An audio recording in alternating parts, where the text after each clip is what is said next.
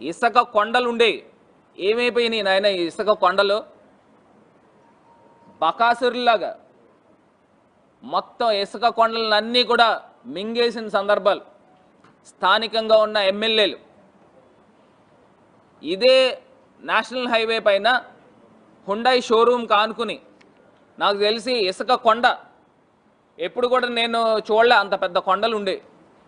గత ప్రభుత్వంలో అవన్నీ కూడా స్టాక్స్ పెడితే 4 రోజులు తిరగకుండా బకాసురులాగా దాన్ని మొత్తం మింగేశారు. నాకు ఒకటి అర్థం కావట్లా, ఎక్కడికి వెళ్ళిపోయింది అది? ఫ్రీగా ఇచ్చారా? ఎవరికి ఇచ్చారు ఫ్రీగా? 4 రోజుల్లో ఫ్రీగా ఇచ్చేయడం ఏంటి? సుమారుగా 10 కోట్ల రూపాయలు విలువ చేసే ఇసుకని మరి ఎమ్మెల్యే స్వామిమాల వేసుకుని ఏ రకంగా మరి చేసాడనేది ఒక్కసారి రాజమహేంద్రవరం ప్రజలు ఒక్కసారి ఆలోచన చేయాలి. ఫ్రీగా ఇచ్చారా? ఎవరికి ఇచ్చారు? ఇప్పుడు ఇసుక కావాలనంటే సందర్భాలు ఏంటి? ఇసుక కావాలనంటే ఎవరికైనా వస్తుందా? నిజంగా ఆ స్టాక్స్ ఉంటే ఈ వరదల టైంలో ఆ స్టాక్స్ అన్నీ కూడా ఉపయోగపడి ఏం చేశారు? 4 రోజుల్లో మింగేశారు. ఇదేనా మీ కొత్త ప్రభుత్వం యొక్క పరిపాలన?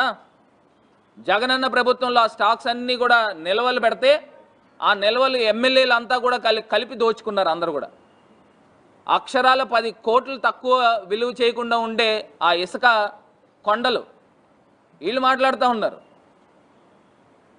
నీతి నిజాయితీల గురించి వీళ్ళు మాట్లాడుతూ ఉన్నారు. మొత్తం సెటిల్మెంట్ బ్యాచ్లు జరుగుతూ ఉన్నాయి రాజమండ్రి వ్యాప్తంగా. అసలు ఎప్పుడైనా మనం చూసామా? డైరెక్ట్గా కొన్ని ప్రాంతాల్లో అయితే ఎమ్మెల్యేలు నేరుగా కలెక్టర్ల దగ్గరికి వెళ్ళి మా ప్రాంతంలో మేము క్లబ్బులు నడుపుకుంటాం, ప్యాకాట క్లబ్బులు నడుపుకుంటాం అని డైరెక్ట్గా అడుగుతున్నారు. ఇది ఎక్కడ ప్రజాస్వామ్యం? అసలు మా ప్రభుత్వంలో ఎవరైనా పేకాట ఆడితే ముందర అరెస్ట్ అయ్యేవారు. ఆ సందర్భాలు కనబడే. ఇవాళ డైరెక్ట్గా ఎమ్మెల్యేలే ఉండి దగ్గరుండి ఆడిస్తూ ఉన్నారు. అసలు క్వారీ ప్రాంతంలో, ఆనంద్ నగర్ ప్రాంతంలో రాత్రి తెల్లవార్లు పేకాట క్లబ్బులు జరుగుతూనే ఉన్నాయి. ఇక్కడ రైల్వే స్టేషన్ దగ్గర ప్రాంతంలో ఈ మధ్య ఏదో పైనుంచి ఏదో కొంత మొట్టికేలు పడితే అక్కడ ఆపినట్టున్నారు. కానీ క్వారీ ప్రాంతంలో మటుకి యథేచ్ఛగా జరుగుతూ ఉన్నాయి. ఇదంట మరి గాలి వార్తలు కాదు, వాస్తవాలే నేను చెప్తా ఉన్నా. ఇందులో ఎమ్మెల్యే వాటా ఎంత అని అడుగుతా ఉన్నా. ఈ పేకాట క్లబ్బుల్లో ఎమ్మెల్యే వాటా ఎంత? ఆనంద్ నగర్లో క్వారీ ప్రాంతంలో 3-4 చోట్ల ప్రాంతాల్లో వందల మందితో పేకాట క్లబ్బులు జరుగుతూ ఉన్నాయి. అసలు మా ప్రభుత్వంలో ఎక్కడైనా ఉక్కుపాదంతో తొక్కాం, ఎక్కడైనా పేకాట క్లబ్బులు జరుగుతూ ఉంటాయి. వీళ్ళే ఎమ్మెల్యేలు డైరెక్ట్గా అధికారుల దగ్గరికి వెళ్తున్నారు, ఎస్పీల దగ్గరికి వెళ్తున్నారు, పోలీసుల దగ్గరికి వెళ్తున్నారు. కొంచెం సైలెంట్గా ఆడించుకుంటామండి. అసలు ఏంటిది? ఎక్కడికి వెళ్ళిపోతా ఉన్నాము? మళ్ళీ ఇసుక దగ్గరకు వచ్చేసరికి బ్లాక్ మార్కెట్ ఏ రకంగా జరుగుతుందనంటే ఆధార్ కార్డులు పెట్టుకోవడం, ఆధార్ కార్డులు వాళ్ళ తాలూకా వాళ్ళని పెట్టుకోవడం, ఇసుక తీసుకోవడం. పాపం లైన్లో నుంచున్న లారీలకి అవన్నీ కూడా పక్కకి వెళ్ళిపోవాలి. ముందర వీళ్ళ తాలూకా వాళ్ళకి బ్లాక్ మార్కెట్.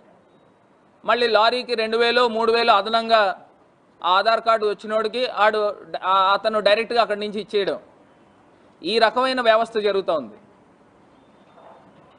మరి గతంలో శాండ్ రూపేణా సుమారుగా 1000 కోట్ల రూపాయలు ప్రభుత్వానికి ఆదాయం వచ్చింది.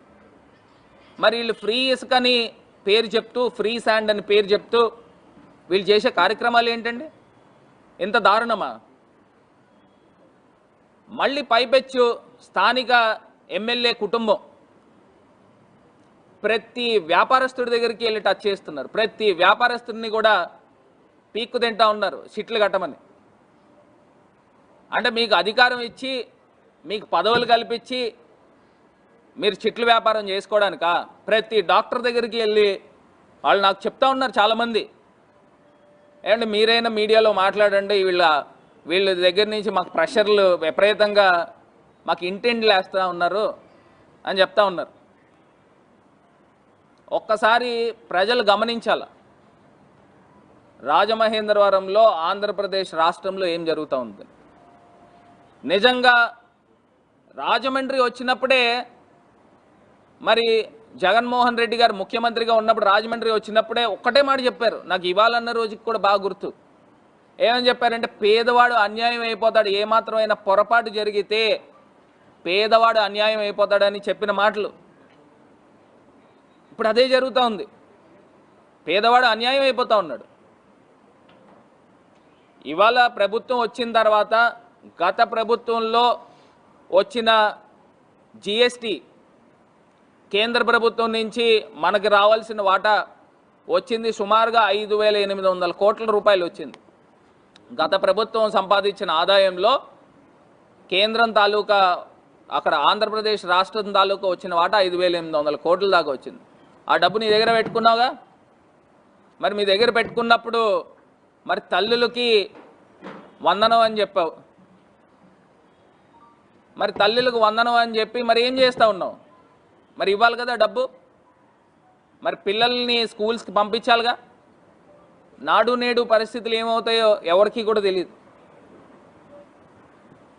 మరి ఇవాళ వచ్చిన కొత్త ప్రభుత్వము ఇప్పటికైనా పేదవాళ్ళకి అన్యాయం చేయదు. పేదవాళ్ళకి అన్యాయం చేయకుండా గత ప్రభుత్వంలో ఏ రకంగా అయితే పేదవాళ్ళకి న్యాయం జరిగిందో అదే స్థాయిలో వైఎస్ఆర్ కాంగ్రెస్ పార్టీ తరఫున మేము డిమాండ్ చేస్తూ ఉన్నాం. పేదవాళ్ళ పక్షాన్ని నుంచి ఉంటాం. పేదవాళ్ళకి అన్యాయం జరిగితే ఎట్టి పరిస్థితుల్లో ఊరుకునే పరిస్థితి లేదు అని కూడా ఈ సందర్భంగా తెలియపరుస్తున్నాం. మరి ఇప్పుడే వరదలు ఫస్ట్ ప్రమాదక హెచ్చరిక ధవళేశ్వరం బరాజ్ దగ్గర మరి తీసేశారు కాబట్టి ఇప్పుడు అంటువ్యాధులు ప్రబలం కాకుండా దానిపైన పూర్తిగా శానిటేషన్ పైన దృష్టి సారించి ప్రత్యేకించి లంక గ్రామాలు అయితే కానివ్వండి, ఏజెన్సీ ప్రాంతాలు అయితే కానివ్వండి, దీనిపైన దృష్టి సారించండి. ఎందుకంటే అసలు ఛాలెంజ్ ఇదే. ఎందుకంటే బురదతో కూడుకుపోయి ఉంటుంది. దానికి ఎప్పటికప్పుడు శానిటేషన్ ప్రాపర్గా చేయించి మందులు, అసలు నాకు ఆశ్చర్యం అనిపిస్తూ ఉంది.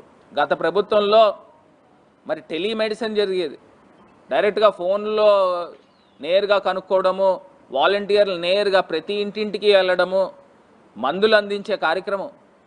అసలు ఈ ప్రభుత్వంలో ఏం జరుగుతుంది ఎవడికి తెలియదు. ఎందుకంటే మీడియా ఛానల్ మ్యాక్సిమమ్ ఈ తెలుగుదేశం పార్టీ కబంధ హస్తాల్లో ఉన్నాయి కాబట్టి వాళ్ళు కూడా చూపించట్ల. కొన్ని ప్రాంతాల్లో కనుక నిజంగా ఏజెన్సీ ప్రాంతాల్లోకి వెళ్తే వాళ్ళకి అర్థమవుతుంది. ఇప్పటికైనా చంద్రబాబు నాయుడు గారు ఒక చాపర్ రైడ్ చేయండి, హెలికాప్టర్ మీద. మీరు పోలవరం ఎలాగ వెళ్తూ ఉంటారు కదా, ఒకసారి మొత్తం ఆ ప్రాంతాలన్నీ కూడా చూసి అధికారులని అలర్ట్ చేయండి. అలర్ట్ చేస్తే ఖచ్చితంగా వారికి సహాయక చర్యలు అందుతాయని ఈ సందర్భంగా తెలియపరుస్తూ మరి అందరి పక్షాన ప్రజల పక్షాన నుంచుని పోరాడతామని ఈ సందర్భంగా తెలియపరుస్తుంది.